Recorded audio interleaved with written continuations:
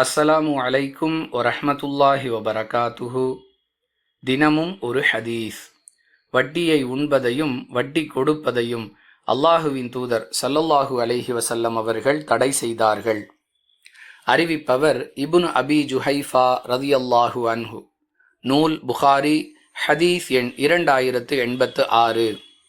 அன்பிற்குரிய அல்லாஹுவின் நல்லடியார்களே, வட்டி ஒரு மாபாதகச் செயல் என்பதை விளக்கும் விதமாக திருக்குர்ஆனிலும் ஆதாரபூர்வமான நபிமொழிகளிலும் ஏராளமான எச்சரிக்கைகள் வந்துள்ளன.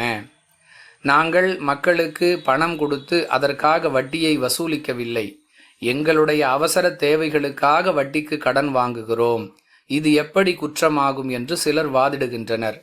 அன்பிற்குரியவர்களே, நாம் எந்த வகையில் வட்டியோடு தொடர்பு வைத்திருந்தாலும் அது குற்றம் என்று இஸ்லாம் சொல்லுகிறது. வட்டி வாங்குபவர், வட்டி கொடுப்பவர், வட்டி கணக்கு எழுதுபவர், வட்டிக்கு சாட்சி நிற்பவர் அனைவரையும் அல்லாஹுவின் தூதர் ஸல்லல்லாஹு அலைஹி வஸல்லம் அவர்கள் சபித்திருக்கிறார்கள் என்பதை நாம் ஹதீஸுகளில் பார்க்கிறோம். எனவே எந்த வகையில் நாம் வட்டியோடு தொடர்பு வைத்திருந்தாலும் அது இஸ்லாத்தின் பார்வையில் குற்றம்.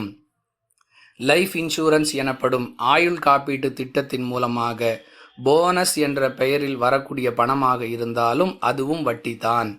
இன்னும் சுருக்கமாக சொல்லுவதாக இருந்தால், நாம் யாருக்காவது பணம் கொடுத்து அதை திரும்ப பெறும் பொழுது கூடுதலாக வாங்கினாலும், அல்லது யாராவது நம்மிடத்தில் பணம் கொடுத்து அதை அவர்கள் திரும்ப பெறும் பொழுது நம்மிடமிருந்து கூடுதலாக பணம் வாங்கினாலும் வட்டி என்ற கணக்கிலேயே அடங்கும்.